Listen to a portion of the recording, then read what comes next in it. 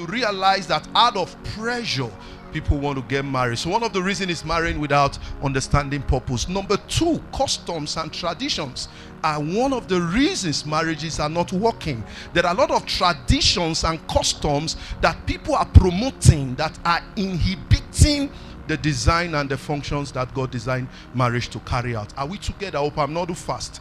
Now listen to this. Reason number two why marriages are not working: customs and traditions. You must understand that there are things that families put around marriage that seems to be burden for the partners in marriage. You must understand that. For example, there are some clans and groups of people that will tell you, you cannot marry from that tribe, you cannot marry from this tribe. And then even sometimes it affects our idea. Now you might be with a God man, and because it does not fit into the customs and traditions that has been laid down, and then you just don't want to. So people marry out of the customs and the traditions. It is the custom in my place that once you are 25, you must get married. It is the custom in my place that when you graduate and start working, you must marry. You see, you must know this, that God didn't give Adam a wife because Adam was 40 years old. God didn't give Adam a wife because Adam was from Israel or from those states. No, God gave Adam a wife because Adam had a work he wanted to do for God. You must understand that. We'll come to that very soon. Number three, why marriages doesn't work is lack of preparation. Lack of preparation. The truth is this: a number of people don't prepare to get married. Lack of preparation. And then another reason why marriages are not working is because of globalization. Because of globalization. Now, what do I mean that marriages are failing or not working because of globalization? You see, the internet and the global media is having an effect on how people perceive themselves.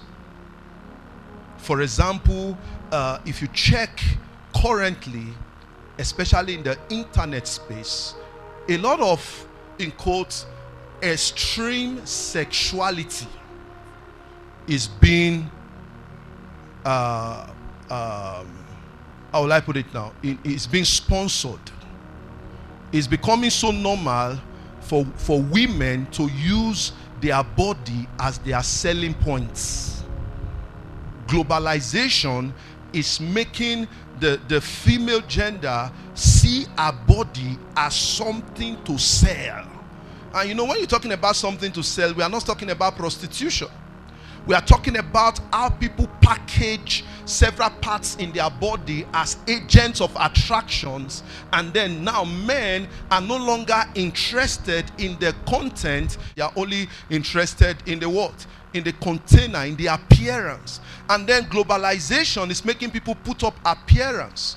For example, you can be so ugly and snap a picture, and then you will look like someone that is so beautiful and fine. You know what I'm talking about. There are a lot of things that are happening. I mean, I'm just talking about the basic ones. And then there are also perspectives that globalizations are what? That globalization is promoting.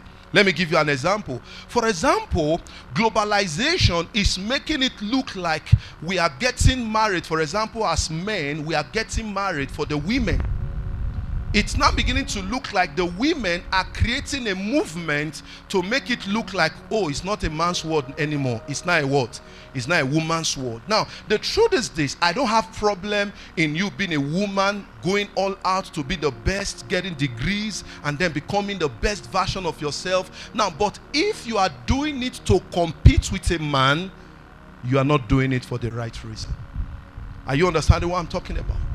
Get every course you need to get every training you need to get, train your character, learn packaging, do jobs, make profit. But please, if you are doing it so that I don't want to do this so that one man can talk to me anyhow, at least if I'm going in, I should go with something to listen to this. If that's the reason, I'm so sure you will get married and begin to compete with your husband. We are living in a world that is promoting the freedom of women at the expense of the design of God for marriage. It's no longer fashionable for couples to stay together.